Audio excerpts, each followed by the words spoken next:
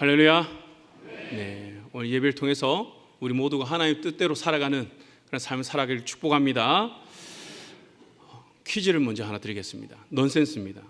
그러니까 진지하게 여러분들이 생각하시면 안 됩니다. 예수님이 승천하는 것을 네 글자로 하면 뭘까요? 지금 이 모양으로 딱 봤는데 주가 상승. 예. 이게 좀 반응해 주셔야 됩니다. 네. 정말 이거 찾는다고 한 이틀 걸렸습니다. 그러면 예수님이 재림하시는 것은 네 글자로 뭐랄까요? 네, 주가. 이 정도는 우리가 이제 맞출 수 있는 센스가 있죠. 네. 마지막 한 가지. 하나님께서 버스에서 내리십니다. 이것을 세 글자로 하면 뭘까요? 신내림. 네. 자, 오늘의 퀴즈는 설교 내용과 아무 상관이 없습니다. 그냥 저희가 이제 긴장된 마음 풀고 부드러운 마음을 위해서 우리가 이렇게 퀴즈를 냈는데요. 우리가 살아가면서 우리 신앙을 가진 사람이 항상 고민하는 게 뭘까요? 어떻게 하면 하나님 뜻대로 살아갈 수 있을까? 어떻게 하면 이 세상에서 믿음을 지키며 살아갈 수 있을까? 그래서 고민하잖아요. 그럼에 있어서 오늘 이 말씀이 우리에게 참 주는 메시지가 있습니다. 우리가 하나님 뜻대로 이 세상에서 믿음을 가지고 살아가려면 우리가 가장 먼저 무엇을 알아야 됩니까? 하나님 뜻을 알아야 되겠죠. 하나님 뜻을 알아야만 우리는 하나님 뜻대로 살아갈 수 있는 거예요. 오늘 찬양대 이제 찬양 너무 은혜로운 찬양이었죠. 하나님 뜻대로, 하나님 방법대로. 그러니까 하나님 뜻이 어디에 있는가 이것을 알아야 되잖아요. 성경에서는 이것을 여러 곳곳에서 이제 우리에게 말씀하고 있습니다. 하나를 이제 예를 들면 마태복음 16장에서는 예수님께서 제자들에게 내가 이제 곧 십자가에 못 박혀 죽고 3일 만에 다시 살아날 것이다 라는 것을 가르칩니다. 근데 이때 제자 베드로가 어떻게 반응하죠? 주님을 붙들고 주여 안 됩니다. 이 일이 결코 주에게 미치지 않을 것입니다 라고 이야기를 하는 거예요. 얼마나 대단합니까? 이런 충성된 제자가 있는 그 스승의 마음을 얼마나 좋겠습니까? 근데 예수님께서 뭐라고 합니까? 사단아 내 뒤로 물러가라 라고 이야기를 합니다. 제자에게, 그것도 수제자에게 믿음의 고백을 정말 아름답게 한 그 제자에게 사단아 내 뒤로 물러가라는 것입니다. 세상의 시각으로 보면은 너무나 충성된 사람이고 너무나도 귀한 일꾼이지만 하나님의 눈으로 보았을 때는 무엇입니까? 하나님의 일을, 하나님의 역사를 막는 그러한 일이 된다는 것이죠. 이것처럼 우리가 하나님의 뜻을 모른다면 우리의 인생은 하나님과 아무 상관없이 하나님의 뜻과 상관없이 살아가게 됩니다. 그러니까 그 인생을 우리가 무엇이라 정리할 수 있죠? 예수님의 말씀처럼 사단의 세력에 동조하는 것밖에 안 된다는 것이죠. 그렇기 때문에 우리는 하나님 뜻에 항상 관심을 가지고 무엇인가 이것을 알고자 노력을 해야 됩니다. 그리고 이 뜻을 우리 삶에서 실천해 나가야 된다는 것이죠. 그렇다면 하나님 뜻이 무엇인가? 오늘 본문에서는 세 가지로 딱 이야기를 하고 있죠. 기뻐하고 감사하고 기도하라는 것입니다. 너무 심플합니다. 많이 들어보셨죠? 저도 정말 많이 듣고 암송을 하는 그런 구절입니다. 그런데 여러분, 이런 삶이 가능합니까? 지금 그렇게 살고 계십니까? 대답을 안 하시니까 다 저와 비슷하다 생각합니다. 저도 이거 불가능하다 생각했습니다. 이것은 믿음이 대단한 사람들이 지키는 것이고 정말 정점 있는 사람들이 지키는 것이지 이거 나는 못해. 그러면서 18절에 뭐라고 합니까? 너희를 향하신 하나님 뜻이라고 하는데 여기서 너희에 저는 포함이 안 되는 거예요. 왜? 할 수 없으니까. 항상 기뻐할 수 없고 범사에 감사할 수도 없고 쉬지 않고 기도도 못하니까 나는 안 되는구나. 그리고 하나님께서는 왜 그러면 지키지도 못할 것을 나에게 해당되지 않는 말씀을 기록했을까? 그리고 바울은 그럼 데살로니가 성도들에게 왜 이것이 하나님 뜻이라고 하면서 그들 또한 지키기 힘든 이것을 방법으로 제시를 했을까? 데살로니가 교회는요 특별한 교회였습니다. 데살로니가 교회는 오늘 바울이 권면하는 기뻐하고 즐거워하고 기도하는 것 이것을 할 수 없는 배경이었습니다. 바울이 이제 2차 전도 여행을 떠나죠. 그러면서 이 데살로니가 지역에 갑니다. 여기에서는 3주간 복음을 전합니다. 짧은 기간이죠. 복음을 전하는데 이때 대단한 역사들이 일어납니다. 유대인들이 회심을 하고요. 이곳에서는 또 헬라인들, 또 많은 기부인들이 회심하고 돌아옵니다. 이에 반해서 이 바울을 대적하는 세력이 생깁니다. 시기질투하여서 유대인들이 이게 모여서 바울을 고발하고 그리고 폭동을 일으키는 겁니다. 그 바울의 생명 위협을 느낍니다. 그래서 밤중에 바울은 이제 도망가죠. 그래서 베레아로 갑니다. 근데 베레아에 있는데 이곳에서 디모데가 편지를 보내는 거예요. 이 데살로니가 교회에 이 상황을 편지로 보내는데 이들이 지금 고난 가운데 있는 겁니다. 이 교회 3주밖에 안 됐어요. 복음 전한 지 3주밖에 안 됐습니다. 얼마나 연약한 교회입니까?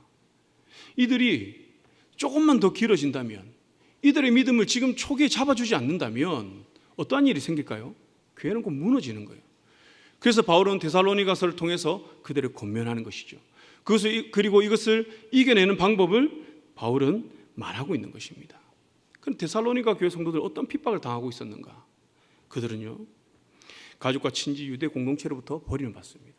그리고 직장을 잃고요, 그들이 하는 사업을 정리하면서 경제적 어려움도 겪게 되죠.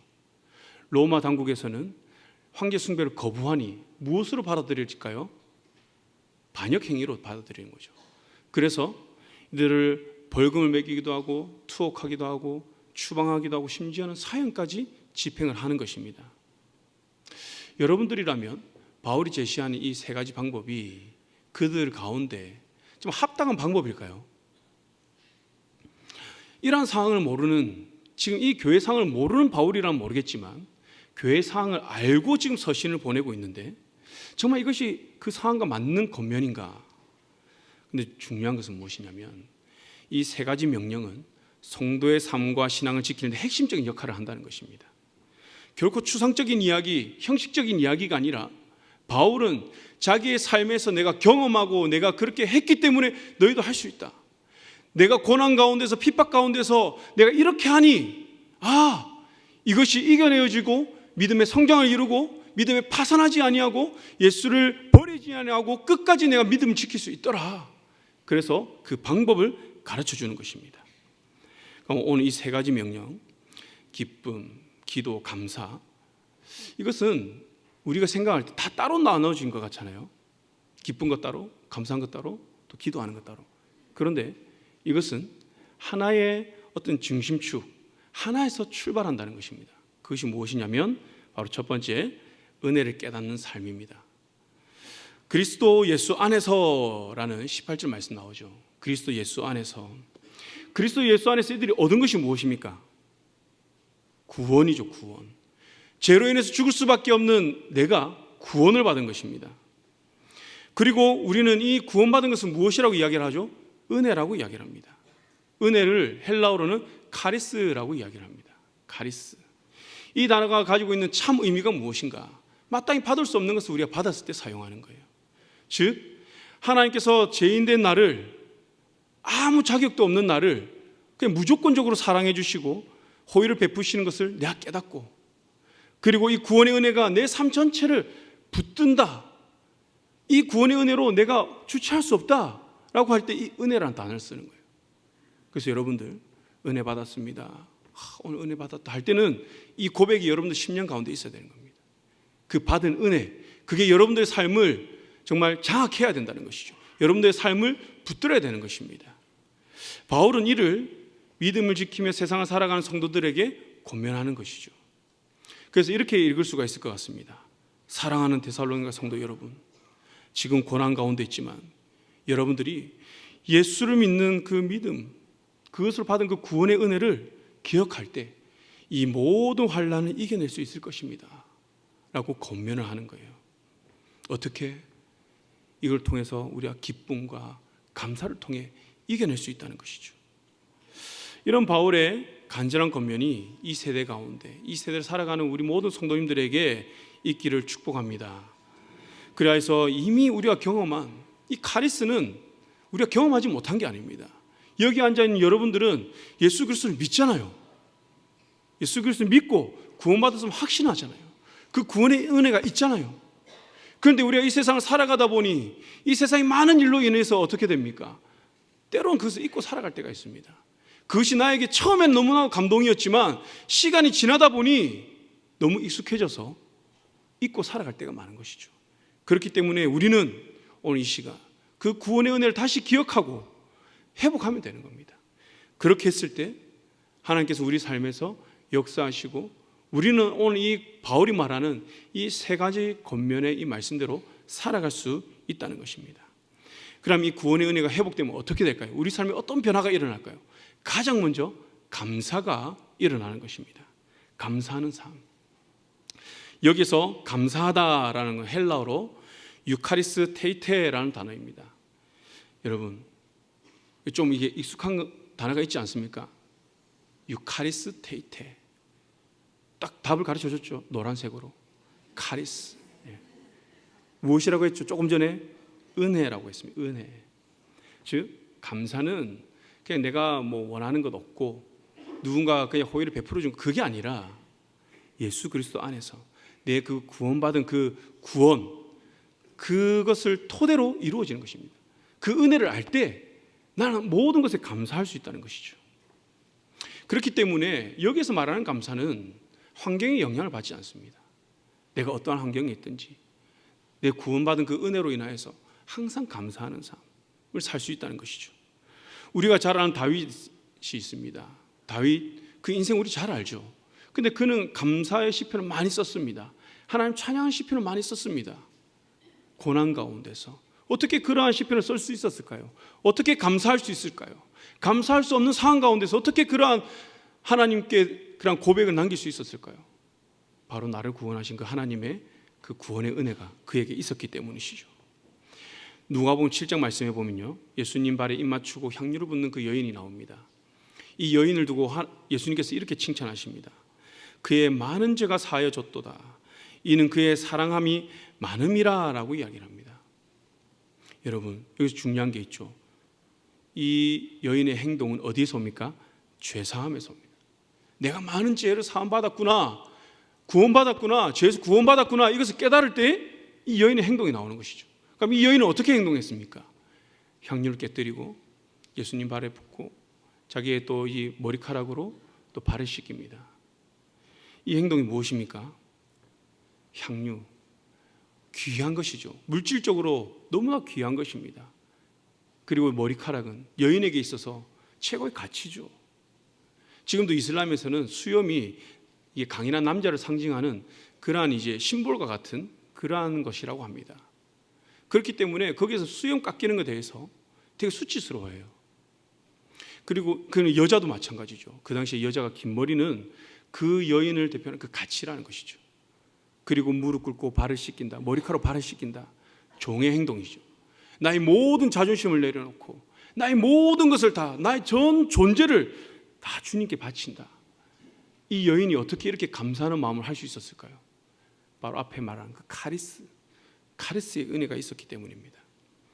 하나님으로부터 받은 그 구원의 은혜를 깨닫는 순간 나의 생명도 기꺼이 드립니다 라는 이러한 외적 표현이 우리가 나오는 것이죠. 제가 30대 초반에 김용희 선교사님께서 예수면 다다라는 이 외침을 듣고는 충격을 받았습니다. 예수면 다다, 들어보신 분 계십니까? 예수면 다다. 이 외침이 제 안에서 어떻게 외쳐지냐면, 그럼 너는 정말 예수면 단가? 너 예수 믿는다며? 그럼 너는 예수가 다인 삶을 살고 있는가? 저 그때 많이 깨어졌습니다. 이야, 내가 예수님 믿는다 하고 그렇게 찬양하고 조금 전처럼 주님의 뜻대로 주님의 방법대로 모든 나의 인생이 이루어지기를 원한다고 하면서, 야, 난 그렇게 살지 않았구나. 그러면서 궁금했습니다. 예수면 다인 인생은 어떻게 살아가는 것일까? 그런데 그 인생은 생각보다 단순했습니다. 무엇이냐면 바로 감사가 충만한 삶이었습니다. 예수가 다인 삶, 그럼 그 안에 뭐가 있을까요? 구원받은 나의 존재가 있는 것이죠. 내가 어떠한 존재인지 깨닫고, 이야, 이 하나님의 은혜, 이 카리스의 은혜가 내 삶을 지배하게 되는 것입니다. 그냥 내 삶은 날마다 감사할 수밖에 없는 것이죠. 바울도 그렇습니다. 빌립보서에서 그는 뭐라고 하냐면, 내가 어떠한 형편에 처하든지 자족한다고 이야기를 합니다. 자족하는 그 은혜, 어디에서 옵니까? 구원받을 수 없는, 죽을 수밖에 없는 나를 구원해 주신 그 하나님의 그 은혜가 있기 때문에 나는 빈궁에 처하든 또 나는 부하든 내가 어디에 있든 아무 상관이 없다는 거예요. 항상 하나님께 감사하는 삶을 산다는 것입니다. 내가 감옥에 있든 이건 나의 환경이 전혀 영향을 줄 수 없는 것이죠. 그렇기에 바울은 고난 중에 있는 그 데살로니가 성도들에게 구원을 주신 그 하나님을 기억하면서 그 은혜에 감사하라, 이것을 다시 상기시켜 주는 겁니다. 이들은 예수 믿은 지 얼마 안 됐어요. 이 구원의 감격을 지금 얻고 누린 때가 얼마 안 됐습니다. 지금 그 불씨가 살아 있습니다, 그들에게는. 그렇기 때문에 이 바울은 그것을 다시 깨닫게 하는 것이죠. 지금 너희가 가지고 있는 그것, 그 은혜, 그것으로 지금 너희 감사하면서 살아가고 있지 않느냐. 그렇기 때문에 이것을 잃지 마라. 계속해서 너희 심령 가운데 있는 그 하나님의 은혜, 구원의 감격을 계속해서 불씨를 살려라 라고 권면하는 것이죠. 여러분 기억하시기 바랍니다. 감사는 하나님의 은혜로만 가능합니다. 그리고 지금 내 삶에 이 감사는 이 내 삶의 모든 문제에 매몰되지 않게 하는 그 능력이 있습니다. 그렇기 때문에 우리 삶 가운데 하나님 주시는 그 감사가 충만하길 축복합니다. 그렇다면 여러분 감사가 충만해요. 그럼 또 우리 삶에 어떠한 변화가 일어날까요? 기쁜 삶이 되겠죠. 항상 기뻐하는 삶. 이는 헬라어로 카이레테 펜토테라는 단어입니다. 여기 또 공통점이 있습니다. 무엇입니까? 카이. 앞에하고는 조금 다르죠. 카이레테, 기뻐하는 삶, 기뻐하라라는 것인데 이것이 동사로는 카이로라는 단어입니다. 카이로. 명사로는 카이. 이 카이라는 단어는 기쁘다, 기쁨인데 이것의 이제 어근이 어디에 있느냐면 바로 어딜까요? 카리스입니다. 예, 카리스. 이 단어의 어근이 카리스라는 거예요. 그러니까 지금 이 기쁨의 출발점이 어디입니까? 카리스입니다. 카리스. 하나님의 은혜. 예. 여러분 이 기쁨은 복음으로 구원받은 그 은혜로 그 감사가 충만한 그 내적 감정에서 오는 기쁨을 이야기하는 것입니다.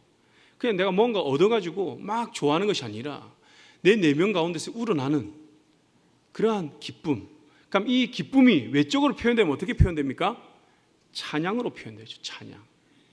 그래서 우리가 찬양할 때는 어떻게 찬양해야 됩니까? 구원받은 그 은혜에 감사하고 기쁜 마음으로 우리 주님께 찬양해야 되는 줄 믿습니다. 예. 바울은요 고린도후서 6장에서 자신의 이제 사역적 고백을 합니다. 어떻게 고백하냐면 근심하는 자 같으나 항상 기뻐하고. 바울의 삶을 보면요 근심하는 삶으로밖에 안 보입니다. 매를 맞고요, 파선하고 감옥에 갇히기도 하고 사람들의 조롱당하고 조금 전에는 어떻습니까? 생명의 위협을 느끼죠. 뭐가 감사하고 기쁠 이유가 하나도 없습니다. 근데 그 바울은 기뻐한답니다. 왜 기뻐합니까? 그 안에 카리스의 은혜가 있기 때문에, 그 카리스의 은혜로 인해서 하나님께 감사하기 때문에, 이 감사하니까 내 마음 가운데 기쁨이 있는 겁니다. 그리고 어떻게 해요? 찬양하게 되는 것이죠. 감옥에서 바울이 찬양할 수 있었던 이유는 다른 이유가 아닙니다. 멋있어 보이려고 아닙니다. 복음 전하기 위해서 아닙니다. 그 심령 가운데 그 은혜가 있었기 때문에, 기쁨이 있었기 때문에. 시편을 보면요 146편부터 150편까지가 우리가 보통 이제 찬양 시편이라고 이야기를 합니다. 이 찬양 시편을 보면 하나님께 찬양하는 것, 찬양하라 찬양하라 많이 나옵니다. 근데 시편 저자가 정말 기쁘고 즐겁고 그의 환경이 좋아서 이것을 기록했을까요? 그의 삶을 우리가 정확하게 알 수 없지만 우리하고 별반 다를 것이 없을 겁니다. 좋을 때도 있고 힘들 때도 있고 고난 가운데 있을 때도 있고, 물론 물질 때문에, 경제적 여건 때문에, 자녀 때문에, 가정일 때문에 많은 고민이 있었을 것입니다. 그러나 이 시편의 저자가 항상 하나님께 찬양하라고 선포하는 이 이유는 무엇이냐면 이런 모든 환경을 뛰어넘는 기쁨이 그 심령 가운데 있었기 때문에. 그래서 이 시편을 읽어보면요 어떤 하나님을 찬양하냐? 나의 기도를 들어주신 하나님, 내가 원하는 것을 주신 하나님이 아니라 창조주 하나님, 나를 구원하신 하나님, 그 하나님 그분 자체를 찬양한다는 것이죠. 여러분 그래서 시편 150편 보면 마지막에 어떻게 이야기를 하냐면 호흡이 있는 자마다 여호와를 찬양할지어다 할렐루야 라고 합니다. 아멘이십니까? 네. 여러분들 입술에서도 삶에서도 날마다 이 찬양이 흘러나오기를 원합니다. 내가 고난 가운데 있든 원하지 않는 삶 가운데 있든. 왜냐? 여러분들의 그 감사가 있잖아요. 구원의 은혜가 있잖아요. 그렇기 때문에 우리 얼마든지 이 기쁨과 이 찬양을 할 수 있다는 것입니다. 주님 처음 만났을 때 생각해 보시기 바랍니다. 제가 주님을 처음 인격적으로 만났을 때 아직까지 기억이 납니다. 어떻게 주체할 수가 없는 거예요. 뭐 어떻게 해야 되지? 막 뛰쳐나가서 뭐 어떻게 뭔가를 하고 싶은 거예요. 그때 만난 그 기쁨, 그때의 그 감정들 여러분 다시 떠올려 보시기 바랍니다. 얼마나 기뻤습니까? 다른 이유 때문에 기쁜 것이 아니라 나에게 생명 주신 것 그 하나 때문에 우리는 기뻤다는 것이죠. 이것만 우리가 회복하면 됩니다. 얼마 전에 한 이제 유명한 배우가 이제 죽음 직전까지 갔다가 다시 회복한 것을 이제 이야기하는 것을 들었습니다. 코로나로 인해서 그 점점 의식을 잃어가는데 잠이 온다는 거예요. 아, 이러다가 죽는구나 라고 느끼는 순간 갑자기 의식을 차리고 살아났는데, 중요한 것은 그가 다시 생명을 얻고 나니까 너무 기쁘다는 겁니다. 용서 못할 것도 없고 사랑 못할 것도 없고 너무 그 마음 가운데 생명을 얻은 것으로만으로도 너무 기쁘다는 겁니다. 다 용서가 된답니다. 여러분, 우리는 어떻습니까? 나는 과연 그런가? 이 배우의 이야기를 들으면서 나는 과연 그런가? 나도 지금 생명을 얻지 않았는가?